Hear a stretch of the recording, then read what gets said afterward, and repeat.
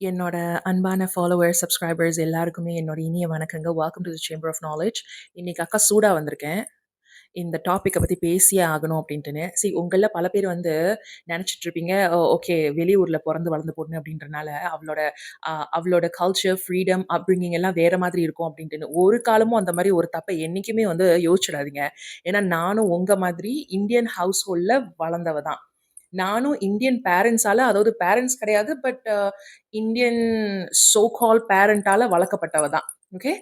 வளர்ப்பம்மா, வளர்ப்ப அப்பாவா இருந்தாலும், Indian house ஹோல்ட்ல வளர்ந்தவ தான். ஸோ அதே மைண்ட் செட், அதே என்வாயர்ன்மென்ட்டோட தான் நான் வளர்ந்தேன். என்ன ஒரு வித்தியாசம், நான் வந்து தனித்து இருக்கணும் அப்டின்ட்டு ஆசைப்பட்டேன். நான் இப்போ இன்னைக்கு வாழ்ற வாழ்க்கை வந்து, உடனே எனக்கு கிடைச்சனால கிடையாது. அது எல்லாத்துக்கும் மேல எனக்கு வந்து என்ன வளர்த்தவங்க வந்து, எனக்கு வந்து அத உற்சாகம் குடுத்து, என்ன தூக்கி விட்டதுனால இல்ல.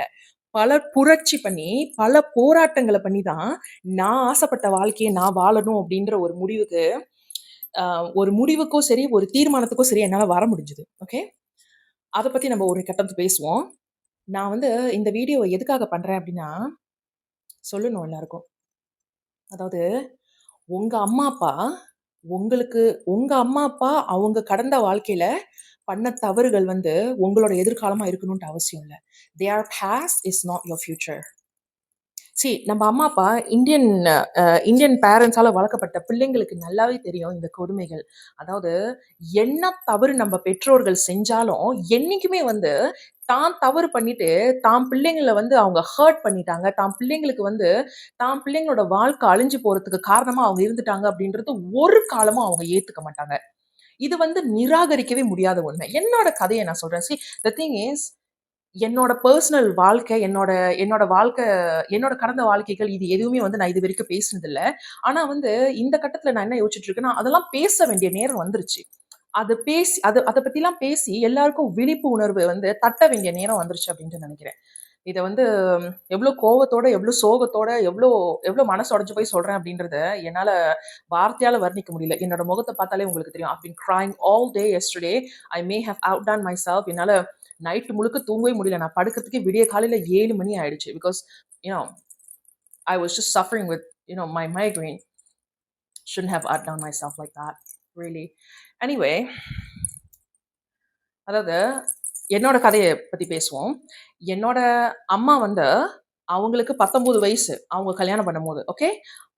வீட்ல இருக்கிறவங்க ஒத்துக்கல அப்படின்றனால, ஏன்னா மதம் வந்து வேற. அப்பாவோட மதம் வேற, அம்மாவோட மதம் வேற அப்படின்றனால, அம் அம்மா வந்து வீட்ட விட்டு வெளிய வந்து அப்பாவ கல்யாணம் பண்ணிக்கிட்டாங்க.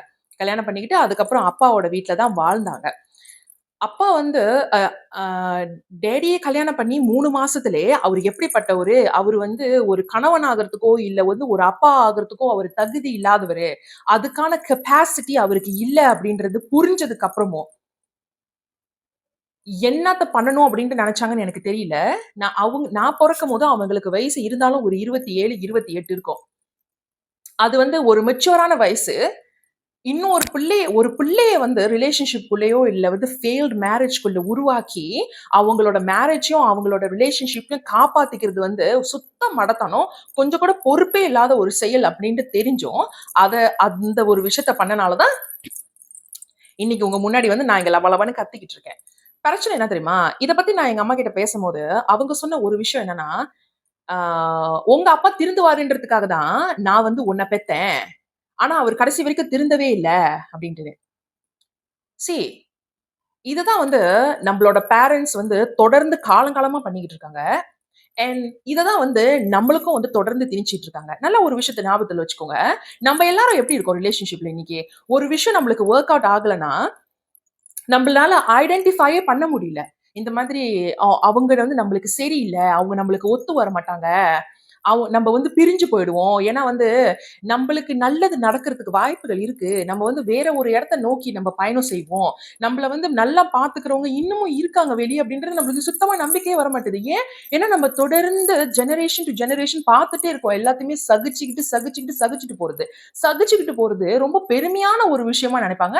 போன ஜெனரேஷன். ஓகே. அது வந்து அவங்களுக்கு ஒரு மெடல் மாதிரி. "ஓ! நான் சகிச்சுக்கிட்டேன். இத்தன வருஷம் என்ன மாதிரி உங்க அப்பா கூட, உங்க தாத்தா கூடலாம் யாராலயும் வாழ முடியாது." அதுல என்னடா பெருமை மயிரு இருக்கு உங்களுக்கெல்லாம்? கஷ்டப்படுறதுல என்ன பெருமை இருக்கு உங்களுக்கெல்லாம்? ஆனா அத வந்து ஒரு மெடலா நெஞ்சில குத்திக்கிட்டு அப்படியே பீத்திக்கிட்டு போறது. இல்லையா? நம்மளையும் அந்த மாரி தானே செய்றாங்க. ஒரு சண்டை சச்சரவு அப்படின்ட்டு நம்ம அம்மா, அப்பா வீட்டு முன்னாடி வந்து நிக்க முடியுதா? என்ன பேசுறாங்க நம்மள பார்த்து? "ஓ! நீ தான் அனுசரிச்சு போணும். அவங்க அப்படிதான் இருப்பாங்க. இப்படியே அனுசரிச்சு போ. அப்படியே விட்டு குடுத்து போ" அப்படின்னு சொல்லி, சொல்லி நம்பளுக்கு வந்து கொட்ட, கொட்ட குனிய, குனிய, குனிய, குனிய, குனிய நம்பளுக்கு இன்செக்யூரிட்டீஸ் அதிகமாயி, அதிகமாயி சொந்தமா முடிவு எடுக்கிறதுக்கு கூட ஒரு வளம் இல்லாத டெஸ்பரேட்டான பீப்பிளா ஆயிட்டோம் நம்ப. And let me tell you something.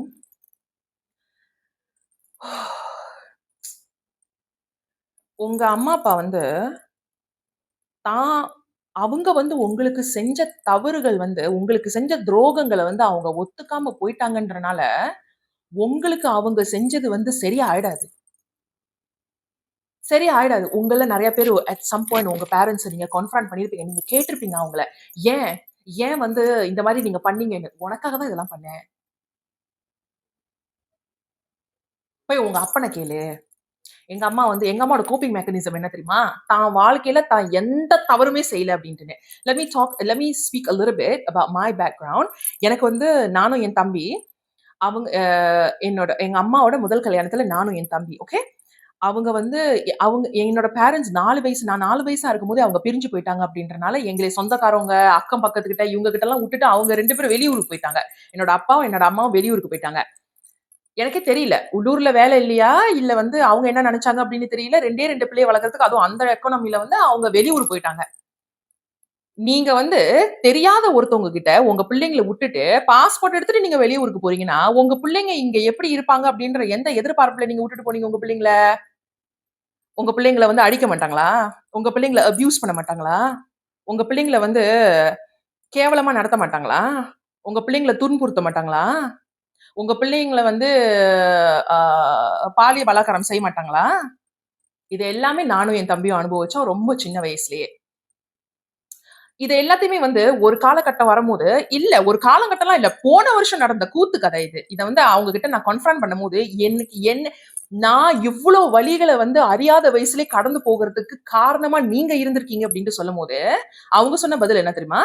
உங்க அப்பனால தான் நான் உங்கள எல்லாம் வுட்டுட்டு வெளியூருக்கு போக வேண்டியதா இருந்தது. வெளியூர்ல போய் வேலை செய்ய வேண்டியதா இருக்கு. போய் உங்க அப்பன கேளு. இல்ல கஸ்டடி உங்களோடையது. அப்ப பொறுப்புகள், முடிவு எடுக்க வேண்டிய விஷயங்கள் எல்லாம் உங்களுடையது தான. அப்புறம் எப்படி வந்து நான் எங்க அப்பன போய் கேட்பேன்? எனக்கு ஒரு விஷயம் நல்லா தெரியும். இது வந்து எனக்கு மட்டும் ஒரு பிரச்சனையா இருக்கும் அப்டின்ட்டு நான் நெனச்சேன். ஆனா வந்து இப்போ என்னோட என்னோட மிட் 30ஸ்ல வந்து இன்னும் நெறைய பெண்கள அனுதினமும் நான் பார்க்குறேன். அவங்க கிட்ட நான் பேசுறேன். அவங்க கிட்ட நான் பழகுறேன். அவங்க கிட்ட ஒரு ஃப்ரெண்ட்ஷிப்ப நான் உருவாக்க எனக்கு என்ன ஒரு விஷயம் தெரிய வந்ததுன்னா, பெண்கள் மட்டும் இல்ல, ஆண்கள் கூட அப்படிதான். டெய்லி என்னோட கிளையன்ட்ஸ் கிட்ட பேசும்போது தான், இந்த வருஷம் அதிகமா இன்னும் நான் கிளையன்ட்ஸ கன்சல்ட் பண்ணும்போது தான் எனக்கு தெரியுது, நம்ப எல்லாருக்குமே ஒரே பேரன்ட்ஸ் தான். நம்ப எல்லாருக்குமே லிட்டரலி ஒரு பேரன்ட்ஸ் தான். என்னோட என்னோட கிளையன்ட் கூட வந்து முந்தா நேத்து 2 நாளைக்கு முன்னாடி நான் பேசிட்டு இருந்தேன். எனக்கு தெரியல. அந்த கன்வர்சேஷன் தான் இத ட்ரிக்கர் பண்ணிடுச்சு அப்டின்ட்டுன்னு. 2 நாளைக்கு முன்னாடி என்னோட கிளையன்ட்ட நான் பேசிட்டு இருக்கும்போது, அவரு சொன்னாரு, அவரு அவரு வந்து அவங்க அம்மா மூலியமாவே ஒரு பாலியல் பலாத்காரத்த வந்து அனுபவிச்சவரு. சொந்த அம்மா மூலியமா. ஓகே. இத வந்து அவங்க அம்மா கிட்ட அவரு கன்ஃபர்ம் பண்ணும்போது, அவங்க அம்மா என்ன சொல்றாங்கன்னா, "உங்க அப்பா சரியா இருந்தா நான் ஏன் இதெல்லாம் செஞ்சிருக்க போறேன்? நான் மனநெலைமை சரியில்லாதவ. உங்க அப்பன கேளு. உங்க அப்பா ஆம்பளையா இருந்தா நான் ஏன் இதெல்லாம் செய்ய போறேன்?" அப்படின்னு சொல்லியிருக்காங்க. இத கேட்டோனே எனக்கு அப்படியே குர்ருன்னு ஏறி உட்கார்ந்துருச்சு. ஆத்தா தலையில ஏறி ஆடிட்டா சாமி. நான் நெனச்சேன், இது கரெக்ட்டா வராது. இது சரி வராது. இத பத்தி செத்தாலும், போனாலும் நம்ம இத பத்தி பேசியே ஆகணும் அப்டின்ட்டுன்னு. ஏன்னா எல்லா ஸ்ப்ரெட் ஷீட் வந்து எல்லாருக்குமே ஒரே ஸ்ப்ரெட் ஷீட் தான் வந்து புரொவைட் பண்றாங்க போல இருக்கு. எப்படி அச்சடிச்ச மாரி எல்லா அம்மாங்களும் ஒரே மாதிரி பேசுறீங்க? ஒண்ணும் புரியல. தலையும் புரியல, வாலும் புரியல. So let me tell you something. அவரு வந்து ரொம்ப ரொம்ப மனசு உடைஞ்சு போய் தான் என்கிட்ட பேசினாரு. அண்ட் அதெல்லாம் வந்து ரொம்ப சின்ன வயசுல அந்த கான்ஃபரன்டேஷன கடந்து போனனால, அவருக்கு ஆறுதல் என்னால சொல்ல முடிஞ்சது. அவருக்கு மட்டும் இல்ல, என்ன கவுன்சிலிங் செஷன்ல தேடி வராதவங்களுக்கும் இன்னைக்கு நான் ஆறுதல் சொல்ல வந்திருக்கேன். இது பாருங்க, உங்களோட அம்மா, அப்பா உங்களுக்கு செஞ்ச துரோகங்களுக்கு வந்து, அவங்க வந்து அத உங்களுக்கு செஞ்ச துரோகத்த அவங்க ஒத்துக்காம, அவங்க மன்னிப்பு கேட்காம இருந்தா கூட, உங்களுக்கு நடந்தது துரோகம் தான். அவங்க ஒத்துக்கலன்னா கூட, உங்களுக்கு நடந்தது துரோகம் தான். நல்லா ஞாபகத்துல வச்சுக்கோங்க.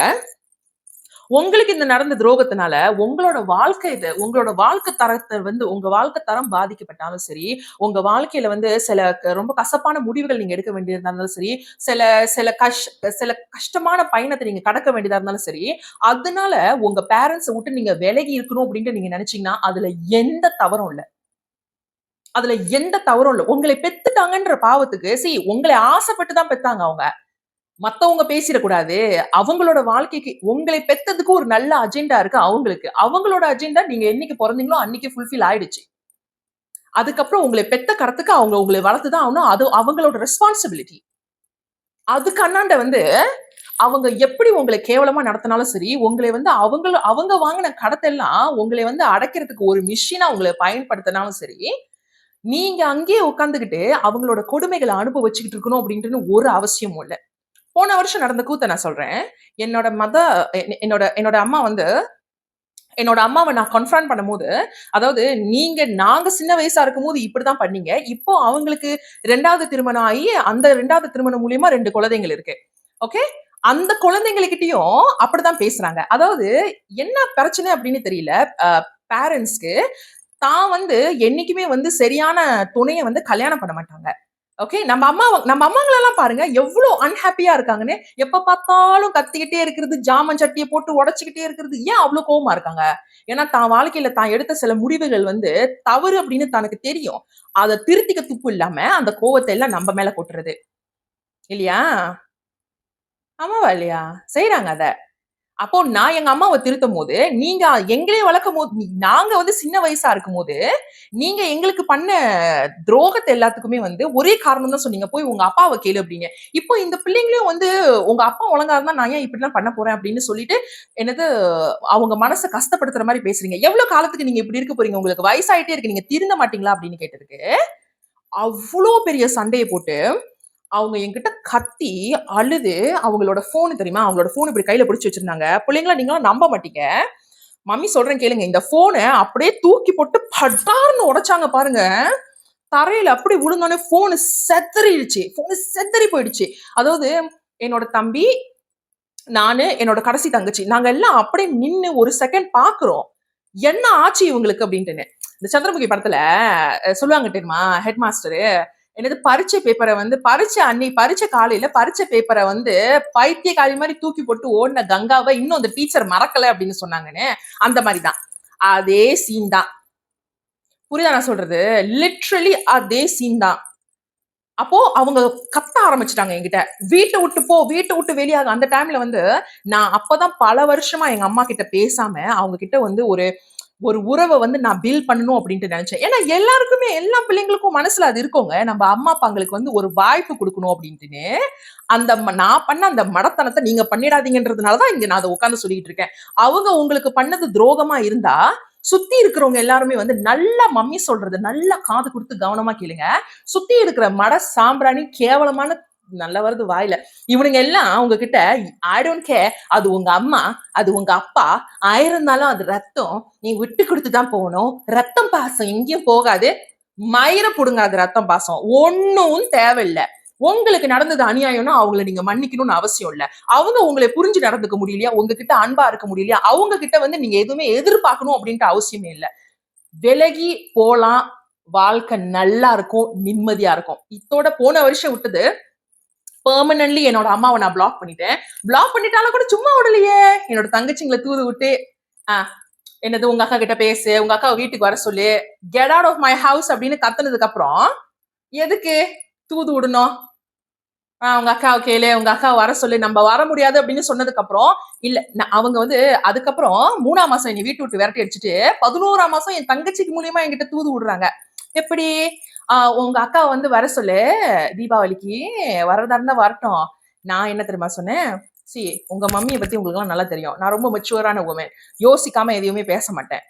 பேசுறது காரசாரமா இருந்தாலும், மனசுல வந்து எதுவுமே வச்சுக்காத ஒரு பெர்சன். நான் என்ன சொன்னேன்னா, இன்விடேஷன்க்கு நன்றி. ஆனா ஓப்பன் ஹவுஸ் நான் அட்டெண்ட் பண்றேன். இன்னொரு நாள் பார்த்துக்கலாம் அப்படின்னு. அதுக்கு அவங்க குடுத்த பதில் என்ன தெரியுமா? "ஏன் இதெல்லாம் வீடு இல்லையா? ஏன் இங்கலாம் ஓப்பன் ஹவுஸ் செய்யக்கூடாதா?" எப்படி? அப்படியே கஜினி சூர்யா மாதிரி பேசி அது 30 நிமிஷத்துக்கு அப்புறம் அதை மறந்து போயிட்டு நம்மள எவ்வளவு ஆழமா அவங்க காயப்படுத்திட்டாங்க அப்படின்றத என்னைக்குமே வந்து உணராம நம்மள வச்சு வந்து எப்படி நம்மள வச்சு வந்து பணம் பார்க்கலாம், எப்படி வந்து நம்மள வச்சு அவங்களோட கடனை தீர்த்துக்கலாம், எப்படி நம்மள வச்சு அவங்களோட கஷ்டத்தை தீர்த்துக்கலாம், எப்படி வந்து நம்ம மூலியமா வந்து அவங்க ஏதாவது பெறலாம். அதுங்களை வந்து என் பிள்ளைங்களை நான் வளர்த்துட்டேன், அதனால அவங்கள நான் வளர்த்த கடனுக்காக அவங்க எனக்கு ஏதாவது செஞ்சு ஆகணும் அப்படின்ற எதிர்பார்ப்புகளே திணிச்சுட்டு இருக்குது. அவங்க எனக்கு ஏதாவது செஞ்சு ஆகணும், அவங்க என்னை பெருமைப்படுத்தணும், அவங்க எனக்கு இது பண்ணணும் அது பண்ணணும் அப்படின்ட்டு அவங்களோட எதிர்பார்ப்பே நம்மள திணிச்சுக்கிட்டு இருக்காங்க அப்படின்னு வெளிய நம்மள ஒரு மனுஷியாவும் இல்ல ஒரு மனுஷனாவும் அவங்க மதிக்கிறதே கிடையாது. எனக்கு தெரியும் பொம்பளை பிள்ளைங்க ரொம்ப சர்வசாதாரணமா இதை இன்ஸ்டாகிராம்ல பேசிடுவாங்க, இல்ல யூடியூப்ல இல்ல எதுலயோ. என்னைய சேர்த்து தான் சொல்றேன், இத்தனை வருஷம் ஆச்சு இதை நான் வாயை திறந்து பேசுறதுக்கு. ஆனா எத்தனையோ ஆண்கள் வந்து இத பேச முடியாம உள்ளுக்கே வந்து புழுங்கி புழுங்கி செத்துட்டு இருக்காங்கன்னு எனக்கு தெரியும். எத்தனை ஆண்கள், எத்தனை பசங்க 20, 24, 25 வயசு, 27 வயசு நான் பாக்குறேன். அப்ராட்ல இருந்து, இந்தியால இருந்து வந்து அப்ராட்ல வந்து வேலை செய்யறாங்க. சாப்பிட்டியா நல்லா இருக்கியான்னு கேட்கறதுக்கு கூட கேட்பாரு மேய்ப்பாரு கிடையாது. மூட்டை தூக்கி ரொம்ப கஷ்டப்பட்டு வேலை செஞ்சு அவங்களோட வீட்டுல இருக்கிறவங்களுக்கு வந்து காசு அனுப்புறாங்க. எதுக்கு? கடத்தை அடைக்கணும் அப்படின்ட்டு. ஆனா இங்க வந்து சிங்கப்பூர், மலேசியால இந்த மாதிரி இடத்துல எல்லாம் வேலை செய்யறாங்க அப்படின்றதுக்காக பெத்தவங்க என்ன செய்யறாங்க? கடன் கட்டணும், கடன் கட்டணும், இங்க போகணும் அங்க போகணும், உங்க அப்பாக்கு நெஞ்சு வலிக்குது, உங்க அப்பாக்கு அது பண்ணுது இது பண்ணுது, எனக்கு அது பண்ணுது இது பண்ணுது, உங்க பாட்டி உடம்பு சரியில்லை, இங்க பசங்க வந்து இருக்காங்களா செத்தாங்களா சாப்பிட்டாங்களா, அவங்களுக்கு சாப்பிடறதுக்கு கையில காசு இருக்கா அப்படின்றது கூட எதுவுமே அவங்களுக்கு கவலை கிடையாது. நம்மள வச்சு எவ்வளவு வந்து அவங்க வந்து அவங்களோட கஷ்டத்தை தீர்த்துக்க முடியுமோ அவ்வளவு தீர்த்துக்க முடியும். என்னோட அம்மாவுக்கு என் மேல இருக்கிற ஒரே கோவம் நான் செய்யற வேலையோ இல்ல வந்து நான் பேசுற விதமோ எதுவுமே இல்ல. அவங்களோட கோவம் என்னன்னா, இப்ப நான் வளர்ந்துட்டேன், அவங்க கல்யாணம் பண்ணி அவங்க 2வது கல்யாணம் பண்ணி அந்த 2வது கல்யாணத்துல பிறந்த 2 குழந்தைங்களை வந்து அவங்க இன்னமும் சம்பாரிச்சு பாத்துட்டு இருக்காங்க அப்படின்றது தான் கோவம். ஏன்னா நான் அவங்களுக்கு சம்பாரிச்சு காசு கொடுக்கல அப்படின்றத. எவ்ரி டைம் நான் எங்களுக்கு ஆர்கியூமெண்ட்ஸ் வரும்போது நான் சொல்லும் போது வாழ்க்கையில நீங்க எடுத்த சில முடிவுகள்னால நாங்க எவ்வளவு பாதிக்கப்பட்டிருக்கோம்னு உங்களுக்கு தெரியாதுன்னு சொல்லும் போது என்ன சொல்லுவாங்க உங்க அம்மா அப்பா? உங்ககிட்ட உங்க அம்மா அப்பா என்ன சொல்லுவாங்களோ அதேதான் எங்க அம்மா அப்பாக்கும். எங்க அம்மா வந்து என்கிட்ட சொன்னாங்க. ஆனா அவங்க எப்படி சொல்லுவாங்கன்னா, நீ பாக்குறியா என்ன, நீ சம்பாரிச்சு எனக்கு காசு கொடுக்குறியா, நீ பாக்குறியா அந்த பிள்ளைங்களை, அக்காவா உன்னோட கடமையை நீ செய்யறியா அப்படின்னு கேட்பாங்க. என்ன கேட்டா நீங்க 2வது கல்யாணம் பண்ணீங்க? இல்ல. ஆக்சுவலி கேட்கவே இல்ல. அவங்க கல்யாணம் பண்ண விஷயம் கூட எங்களுக்கு தெரியாது. எனக்கும் என் தம்பிக்கும். சும்மா அப்படி சர்வசாதாரணமா வீட்டுக்கு கூட்டிட்டு வந்து, ரொம்ப வருஷமா வந்து அவங்களோட அக்காங்க தான் எங்கள வளர்த்தாங்க, என்னையும் என் தம்பியும். ஒரு நாளு அங்கேருந்து கூட்டிக்கிட்டு வந்து, "அதோ இதுதான் 2வது புருஷன்" அப்படின்னு அறிமுகப்படுத்தி வச்சாங்க. எனக்கு நல்லாவே தெரியும், நான் ஒருத்தி மட்டும் இந்த கஷ்டத்த கடந்து போகல. இன்னமும் வந்து எங்க அம்மா, அப்பா எனக்கு இவ்ளோ கொடுமைகள் செய்றாங்க. என் மனசுல இருக்கிற வலிய புரிஞ்சுக்க மாட்றாங்க. என்னோட வலிகள வந்து இன்னும் என்னோட வலிகளும், என்னோட சுமைகளும் அதிகமாக்கிக்கிட்டே இருக்காங்கன்றத தவிர, அவங்க வந்து அவங்க செஞ்ச தவற ஒத்துக்க மாட்றாங்க. என் மனச புரிஞ்சுக்கவும் மாட்றாங்க அப்டின்ட்டு நீங்க நெனச்சுட்டு, நீங்க பொலம்பிக்கிட்டு இருந்தீங்கன்னா, இப்போ மம்மி சொல்றத நல்லா கவனமா கேளுங்க. அவங்க கூட போட்டி போட்டு, அவங்கள எப்படியாவது புரிய வைக்க, உங்களோட உணர்ச்சிகள புரிய வைக்க பார்க்கணும் அப்டின்ட்டுன்னு யோசிக்காதீங்க. போராடாதீங்க.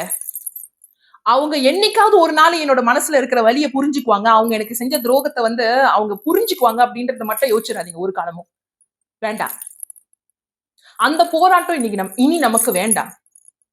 நம்ப அம்மா, அப்பா செஞ்ச தவறுகள் வந்து நம்மளோட வாழ்க்கை கிடையாது. அவங்க வந்து அவங்க முன்காலத்துல அவங்களோட டைம்ல, அவங்களோட லைஃப் டைம்ல அவங்க செஞ்ச பாவங்களையும் சரி, அவங்க செஞ்ச தவறுகள் வந்து சரி, அது உங்களோட எதிர்காலமா இருக்கணும்ன்ட்டு அவசியம் இல்ல. எங்க அம்மா, அப்பா இத செஞ்சுட்டாங்க, அதனால என்னோட வாழ்க்கை கடைசி வரைக்கும் இப்படித்தான் இருக்கும். வேண்டாம். மம்மி இல்ல, விட்டுட்டு வரலாம் அவங்க எல்லாரையுமே. எத்தன வருஷம் தெரியுமா? எவ்வளவு கஷ்டப்பட்டுருப்பேன் தெரியுமா? கொஞ்சம் நெஞ்சம் இல்ல. கொஞ்சம் நெஞ்சம் இல்ல. சுத்தமா ஃபேமிலி கான்டாக்ட் இல்ல எனக்கு. நல்லா பாருங்க என்ன. மனசுல வந்து கஷ்டங்கள் கொஞ்சம் இருந்தாலும், தொடர்ந்து கடந்து அதெல்லாம் நடந்து போய்க்கிட்டே இருக்கணும் அப்படின்ற ஒரு உணர்த்தல் இருக்கு. அது எல்லாத்துக்கும் மீறி டெய்லி வந்து மனசுல ஒரு தைரியத்தையும், ஒரு தெம்பையும் வந்து நான் தொடர்ந்து வளர்த்துக்கிட்டு இருக்கேன். எனக்கு தெரியும். அது எவ்ளோ கஷ்டமா இருந்தாலும், அத வளர்த்துக்கணும் அப்டின்ட்டுன்னு எனக்கு தெரியும். செத்துரல. ஓ! எங்க அம்மா, அப்பா என்னதான் பேசினாலும் நான் அவங்க கூடயே தான் இருந்தாகணும். வீட்ட விட்டு வெளிய வந்து நான் எப்படி தனியா சமாளிப்பேன்? நான் எப்படி வந்து தனியா இது பண்ணுவேன்? ஆண்கள், ஆண்கள் பேசுறீங்க இத. உங்க வீட்ல இருக்கிறவங்க உங்கள தாறுமாறா நடத்துறாங்க. நீங்க சொல்ற ஒவ்வொரு கதையும் கேட்கும்போது நமக்கே அப்படியே மனசெல்லாம் வலிக்குது எனக்கே. நான் அனுபவிச்ச கொடுமை எங்க அம்மா, அப்பானால வந்து கொஞ்சம் நெஞ்சம் கிடையாது. அதுவும் வந்து எங்க அம்மாவோட 2வது ஹஸ்பண்ட் இருக்காங்க தெரியுமா? அவரு வந்து ஆல்கஹாலிக். குடிகாரன். எனக்கு 33 வயசு ஆகுது.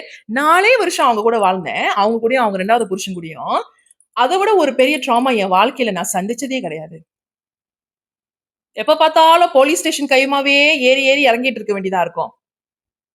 ஏன்னா, அவங்களோட புருஷன் குடிகாரன் அப்படின்னு தெரிஞ்சும், காதல், காதல், காதல், காதல் இது காதல் கண்ணீரில காதல், காதல், காதல் மயக்கத்தினால 1க்கு 2 பிள்ளை அந்த கஷ்டத்திலயும், அந்த அந்த கொடுமைகளையும், அந்த சண்டையிலயும் வந்து 1க்கு 2 பிள்ளைய பெத்துக்கிட்டு, நம்ம அவங்களோட பெரிய பிள்ளைங்கள பார்க்காம, அவங்க பெரிய பிள்ளைங்கள வச்சு அவங்க சின்ன பிள்ளைங்கள பார்த்துக்கிட்டு, ரணகளம், ரணகளம். அதான் நான் சொல்றேன். அவங்களோட முடிவுகள் வந்து உங்களோட அவங்க அவங்க வாழ்க்கையில எடுத்த முடிவுகள் வந்து உங்களோட வாழ்க்கை முடிவா ஆக வேண்டாம். அந்த கஷ்டத்தினால தான் வந்து நான் ஒரே ஒரு விஷயத்த மட்டும் யோசிச்சேன். எப்படியாவது நம்ம நல்லா படிச்சு இந்த வீட்ட விட்டு வெளியாயிடுவோம் நம்ப. கஷ்டமோ, நஷ்டமோ ரோட்ல பிச்சை எடுத்துட்டு இருந்தாலும் பரவால்ல. நம்பளே நம்பள பார்த்துக்குவோம். அதான் நம்மளுக்கு நல்லது அப்படின்னு. ஒரு பொண்ணால, ஒரு பொம்பள பிள்ளைனால அத செய்ய முடியுதுன்னா, உங்கனால ஏன் முடியாது? ஏன் உங்கனால முடியாது? அவங்கள நீங்க மன்னிக்கணும். அவங்கள நீங்க ஏத்துக்கணும். அவங்க 1000 இருந்தாலும் அம்மா, அப்பா அவங்கள நீங்க பார்க்கணும். அதெல்லாம் ஒரு சட்டம் பீ புண்ணாக்கு கிடையாது. போதும், போதும். அனுபவிச்ச கொடுமைகள் எல்லாம் போதும். படிய தாண்டி வாங்க. தலையாட்டி மாடு மாதிரி கொட்ட கொட்ட குனிஞ்சுகிட்டு அசிங்கப்பட்டுட்டு இருக்கணும்னு வாழ்க்கையில அவசியம் இல்ல. நாளைக்கு உங்களுக்கு பிள்ளைங்க பொறக்கும்போது நீங்க என்ன சொல்லுவீங்க? உங்க தாத்தா, பாட்டி அந்த காலத்துல நான் பண்ணாத கொடுமைகளே இல்ல. நான் உன்ன கொஞ்சம் ஏசுனதே வந்து, நீ இப்படி நடந்துக்கிற அப்டின்ட்டு நாளைக்கு தெரிஞ்சோ தெரியாமலோ இப்போ இந்த கட்டத்துல, இந்த தருணத்துல உங்க மனசு என்ன தெரியுமா சொல்லுது? இந்த விஷயத்த நான் சொன்னதுக்கு அப்புறம், ச்சே நான்லாம் அப்படி பண்ண மாட்டேன். என்னோட அம்மா, அப்பா என்ன வளர்த்த மாதிரி நான் என் பிள்ளைங்கள வளர்க்க மாட்டேன். நல்ல ஒரு விஷயத்த ஞாபகத்துல வச்சுக்கோங்க. உங்க அம்மா, அப்பா கெட்டவங்க கிடையாது. ஆனா அவங்க ஜஸ்ட் ஹியூமன்ஸ். அவங்க ஹியூமன். அவங்களோட கெப்பாசிட்டி அவ்வளோதான். அத வந்து நீங்க சகிச்சுக்கிட்டு வாழ்ந்தீங்கன்னா, உங்களோட நர்வஸ் சிஸ்டம் வந்து உங்களுக்கு என்ன சொல்லும்னா, இது சரி, இது சரி. அவங்க என்ன தவறு செஞ்சாலும், அந்த சிச்சுவேஷன்க்குள்ளேயே இருக்கணும்ன்றதுக்காக நீங்க அவங்க செய்ற தவறுக்கு எல்லாம் லாஜிக் தேடுவீங்க நீங்க. லாஜிக்க தேடி, லாஜிக்க தேடி, லாஜிக்க தேடி உங்க பேரண்ட்ஸாவே நீங்க ஒரு நாள் மாறிடுவீங்க. நாளைக்கு உங்களுக்கு பிள்ளை பொறக்கும்போது, உங்க பேரண்ட்ஸ் உங்கள எப்படி நடத்துனாங்களோ, அதே மாரி தான் உங்க பிள்ளைங்களையும் நீங்க நடத்துவீங்க. போதும். போதும். மா த தயவு செய்து நான் சொல்றேன். மானம் கெட்டு போய் கொட்ட கொட்ட குனிஞ்சுகிட்டு வாழ்ந்துட்டு இருக்காதீங்க. அது உங்க அம்மாவும் சரி, அப்பாவும் சரி, ஆட்டுக்குட்டியா இருந்தாலும் சரி. போதும். அனுபவிச்ச கொடுமைகள் எல்லாமே போதும். எல்லாத்தையுமே விட்டு, எல்லாத்தையும் மூட்ட கட்டி வச்சுட்டு, படி தாண்டி வாங்க. அவங்க வாழ்க்கையில அவங்க எடுக்கிற முடிவுகள், உங்களோட முடிவா இருக்கணும்னு அவசியம் இல்ல. சொல்ல வேண்டியது சொல்லிட்டேன். நல்லா யோசிங்க. நெறைய இருக்கு. என்னோட சைல்ட்ஹுட் ஸ்டாரீஸு. அத தொறந்தனா அது ஒரு பெண்டோரா பாக்ஸ். அத தொறந்தனா வந்து நீங்கலாம் தார தாரையா கண்ணீர் வடிப்பீங்க. அத பத்தி பேசுவோம் நம்ம ஒரு நாளு. ஆனா 2 நாளைக்கு முன்னாடி நடந்த கவுன்சிலிங் செஷனுக்கு அப்புறம், இது வந்து பேசியே ஆகணும் அப்டின்ட்டு நான் நெனச்சேன். போதும், போதும். நம்ப இந்த ஏசியன் பேரண்ட்ஸால, இந்த டாக்ஸிக் ஏசியன் பேரண்ட்ஸால நம்ம பட்ட கஷ்டங்கள், அவதிகள் எல்லாம் போதும்.